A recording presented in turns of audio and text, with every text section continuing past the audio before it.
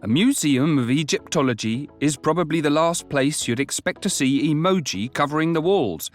But Shirley Bendor-Evian, curator of this museum, thinks it's the perfect place for them.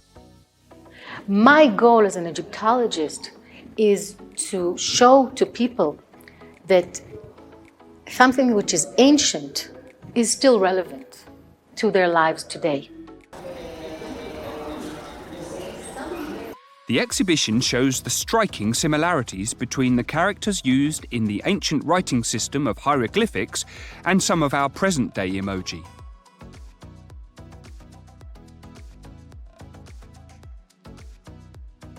Picture writing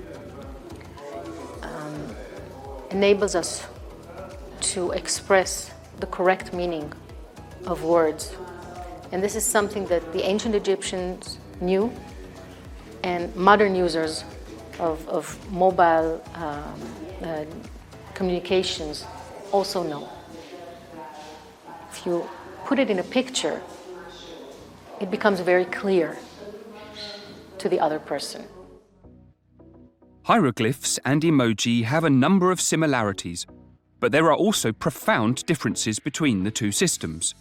Unlike emoji, hieroglyphics were used as a complete written language in which any concept could be expressed.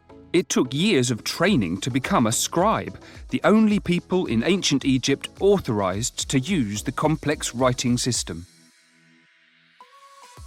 Emoji were invented in Japan in the late 1990s as a kind of shorthand for simple concepts and a way to articulate the spirit in which something is said.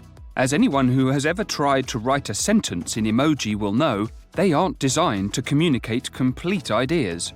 However, linguists say we currently use emoji like a very early pidgin language.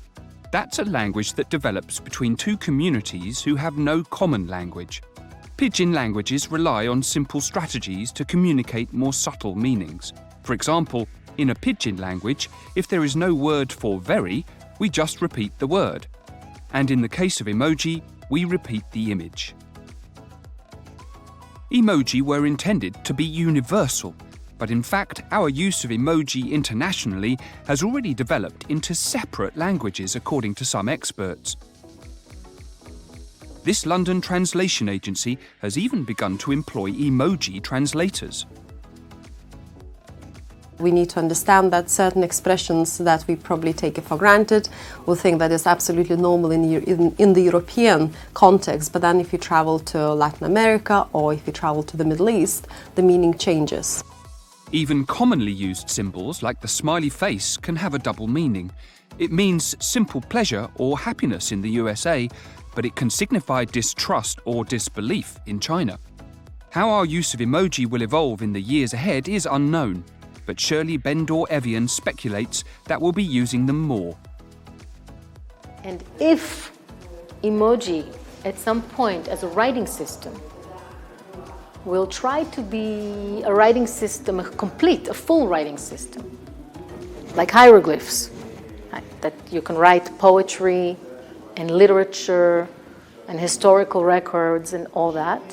If emoji will want to go that way, well, the best place to go look for linguistic solutions would be ancient Egyptian hieroglyphs.